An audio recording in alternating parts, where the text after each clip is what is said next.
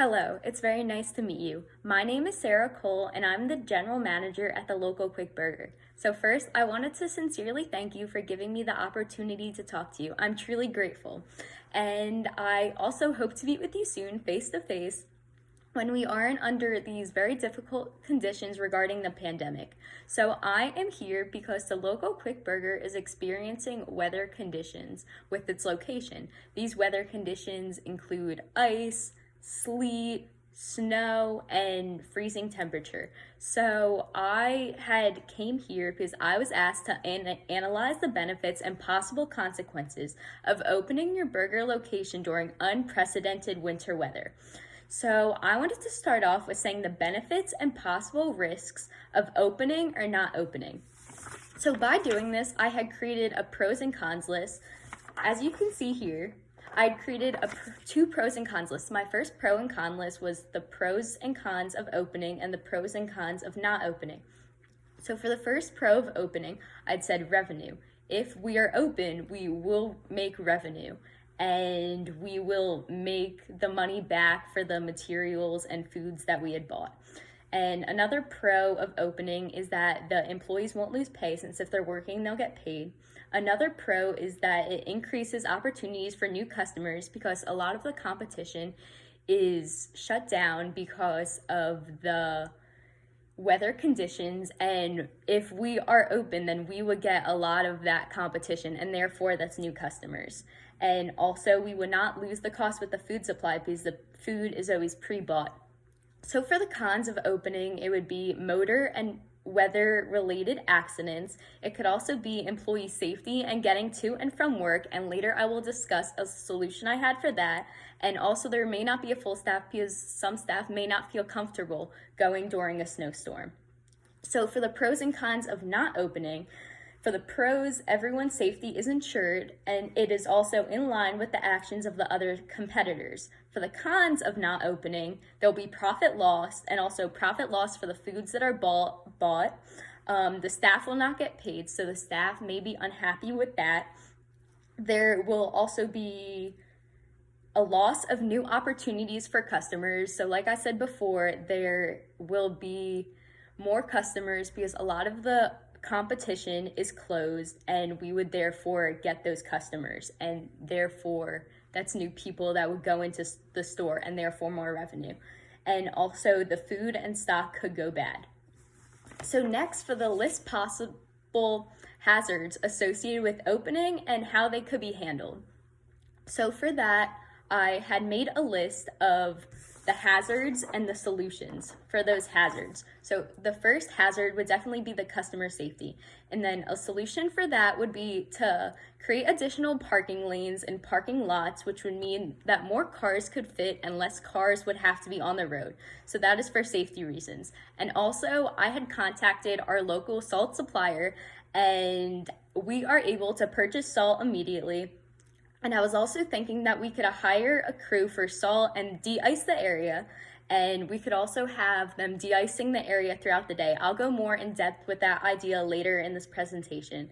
Also, for employee safety, I was thinking that we could hire a safety shuttle to take employees who can't get to work to and from work.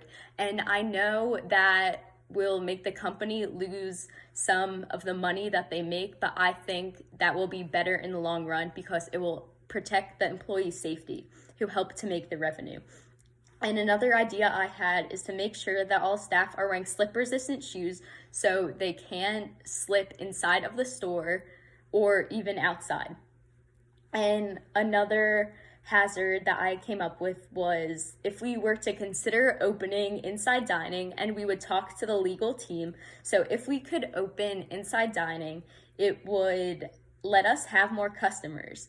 And this would be assuming that we would have all the safety protocols such as social distancing, masks, and sanitation stations.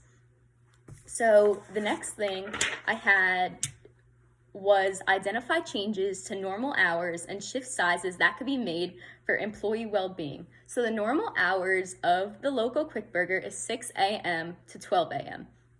And employees were normally cut back at 8 p.m. to 12 a.m.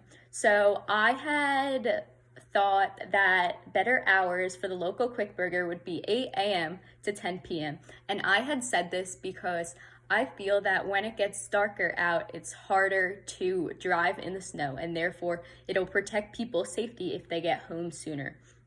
And I had said from 10 a.m. to 7 p.m. we would have full staff. So I had thought this so employees could get to work more safely and there could be more time for the employees getting to work so they wouldn't have to rush and therefore maybe get in a motor vehicle accident. And I also had the idea of there being signs with hours right in front of the restaurant so people wouldn't have to stop. So I had made this sign. It says, "We are open, yay, 8 a.m. to 10 p.m. Safety hazards put into place."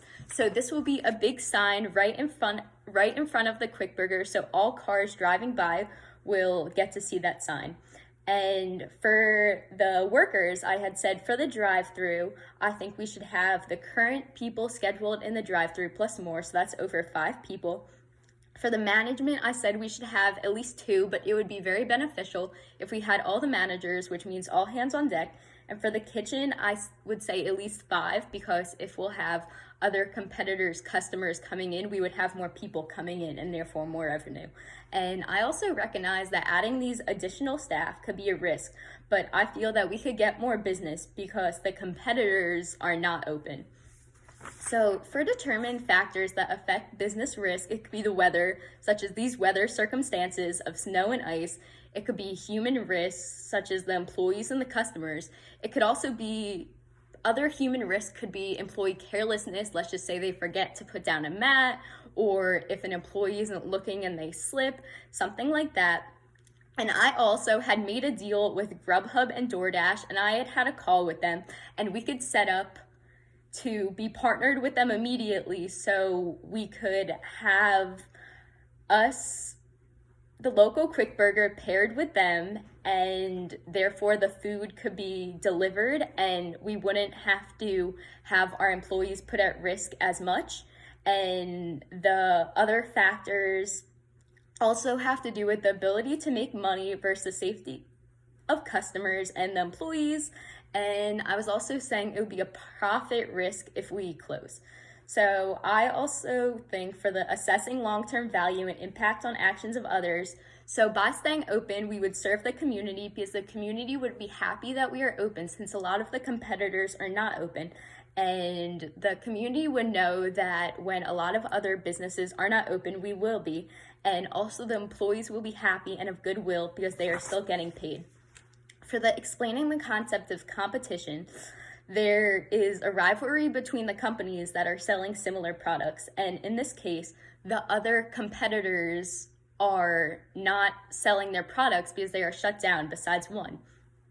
And the other company that is functioning at this time has long drive-through lanes which extends for blocks, and that is very unsafe, and I don't want our company to be doing that, which is why I had said that we could look at the possibility of doing indoor dining, and we could also look at extending our parking lot.